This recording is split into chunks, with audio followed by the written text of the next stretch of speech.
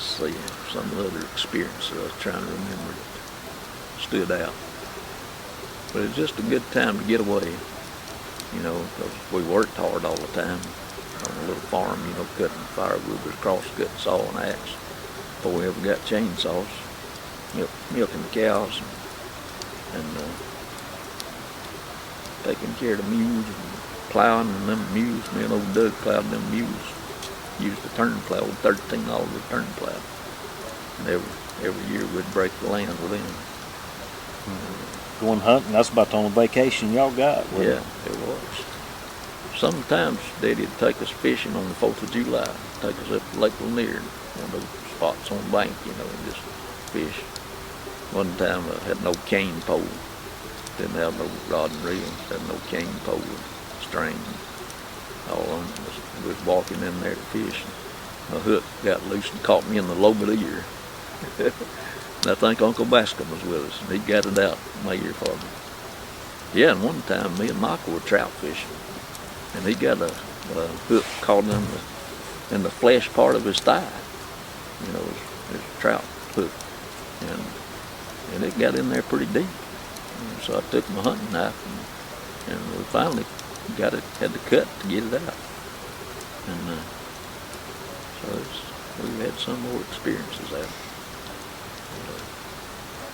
Tell about that time we all backpacked into Rich Mountain. Oh yeah. In that swamp and in that storm. Gracious alive. Yeah, you and Philip were pretty young at the time. Yeah, and it was me and who all was there is? Me and I think, was it Jason or Joshua? I think both of them was with us that time. Might have been. And you and Philip, right? And Doug and Tressler. Yeah, so we were hiking in. Did Michael and Rodney Michael go that said time? they didn't go in there. That's before Rodney started hunting with us, I think. So anyway, we hiked in the Rich Mountain, first and only time we ever hunted that area, I guess. And we were going in after dark, naturally with our flashlights. But anyway, the day before, I'd been watching the weather, and they were calling for a thunderstorm moving in. They were supposed to go in. So Doug and I talked back and to each other, and I said, well, why don't we wait till the next day and go in? This thing's supposed to pass by. And he said, no, we've been watching the weather up here, and it's supposed to be clear. My boys are chomping at the bits to go. And I said, okay, we'll go. So sure enough, we started up there, and it cleared off. You could see the sun shining, driving up there, and we got up there and started up that trail, and it clouded up. And we was walking in after dark, and we crossed one of the creeks. And Doug and Tressler were at the back of the line, hiking in with their packs. And so when we crossed the creek, the trail sort of turned right and went around and come back. So when Doug and Tressler got there to the creek, we'd already got past that turn, that little curve in the trail. And so all they could see was their lights straight ahead, so they were coming straight ahead. But little did they know were we either, but there's a swampy spot down there with miry, murky mud. And they got in that stuff about, I guess it was a little knee deep, wasn't it? I think old Tressler might have got close to waist deep. They was a mess. So we turned around, went back and helped them get out of that mud hole. We got in there and that storm hit, buddy. It went to thundering and lightning and raining. But we got our tent set up first. I had the tarp over our tent. Y'all had that little blue tent. Couple of those, you know. But y'all had that tarp was so big that you had it over 2 or 3 tents. And the top of it was up against. I remember there's that little wall where that old home place was, and we'd put a bunch of rocks on the backside, thought it'd hold it down. Yeah, we went to sleep, boy, there was a lot of poplar trees in there, that lightning popping around, you know, wind blowing, pouring down rain. And we had a rock tied to that tarp right behind where my head was in the tent. And the wind got under that tarp over the tent and picked that rock up and dropped it on the side of my head. Broke the rock, didn't it? Yeah, my old hard head. No, it didn't break the rock, but it makes for a good story anyway. But anyway, on that same trip now, right above camp, the ridges were playing parallel with each other up to a main ridge at the top. So I'd been hunting up there that day and started back down to camp. And it was about to get nightfall, so I started to ease on back down to camp, just ease down the ridge there to camp. So I got to looking, and I saw Tressler on the next ridge over going to camp. A good bit ahead of him, but I could see him just walking down through there. All of a sudden, here come two does over on my ridge in front of me, because I was just standing there watching Tressler. So they hadn't seen me, but they were watching Tressler. So they'd ease down my ridge. When they'd walk, I'd walk. When they'd stop, but they were just watching Tressler walking on. They were walking down my ridge, and he was walking on the other ridge. We were just easing down the camp. So that was interesting just to see those deer and watch Tressler, you know. So, but there was a couple of does. It wasn't anything to shoot. But, I remember on that same trip, that big storm, our tent got soaked.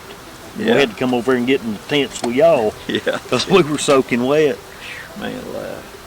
And like you were saying earlier about that trip to Cohutta, we went in and got wet, and I had that orange tarp that Beverly had fixed for us as a 20 by 20 orange tarp, made out of ripstop nylon. And so we made sort of like a A-frame tent out of it, and closed off one end, sort of. The other end was open. And it got cold down there, and we were wet. So we had a fire out there at that big rock where we camped. And we built a little fire inside that little tent we made. Of course, it's pretty high up. Just try to dry out, you know. And it turned off cold that night. Doug and I have a good bit of claustrophobia. We had those goose down army bags and mummy type.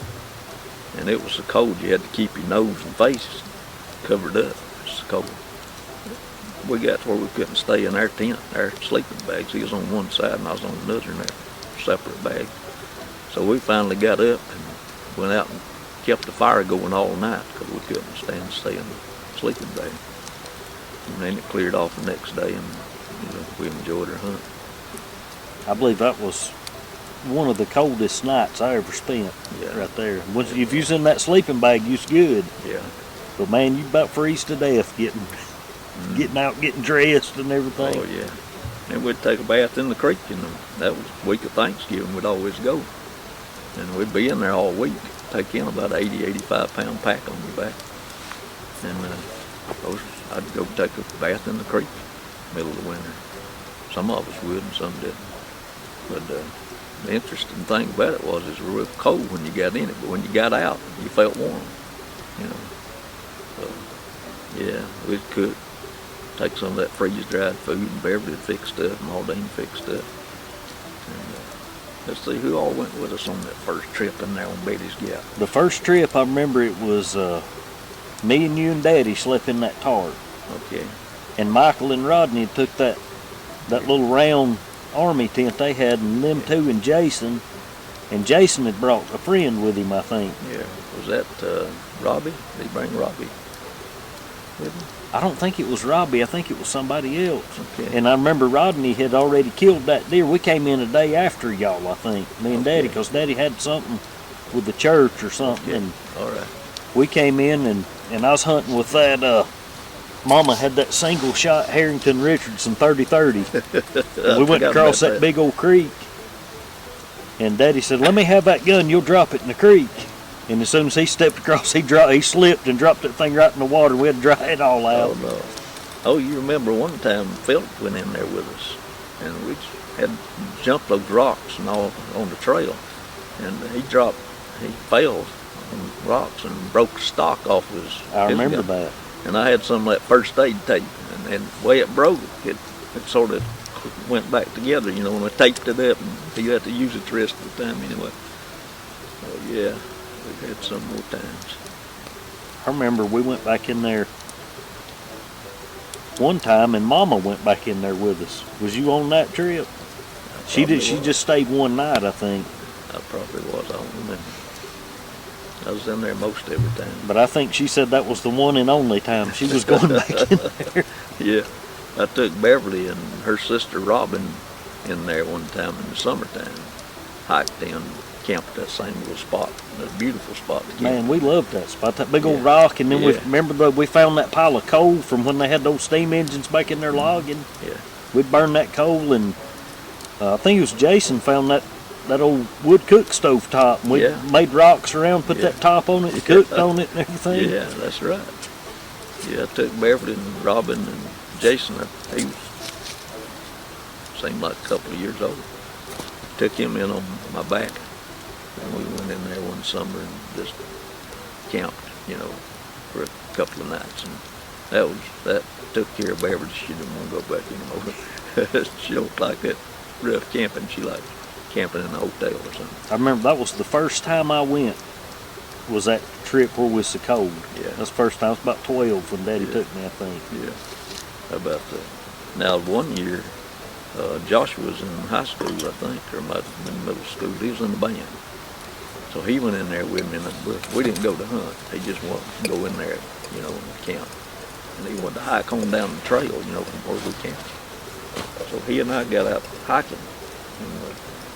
And he's always had a problem, one of his knees going out on him, And so he jumped across the creek from rock to rock and twisted that knee. Were you there that time? I don't remember. Because I finally had to whittle out a walking stick for him to get back to camp. It was about dark before we got back to camp, And so, his knee, it messed his knee up big time. So we hiked out the next day. And he had to go to the doctor and all of that knee. Yeah, there's some rough times in there. But all in all, it was joyful. We really enjoyed it. Sure did. We did. Trying to think of some others. Yeah, the skunk episode when we were on Chattahoochee. Had those two big army tents set up and no step band with a stove and a flat top grill and all that in it.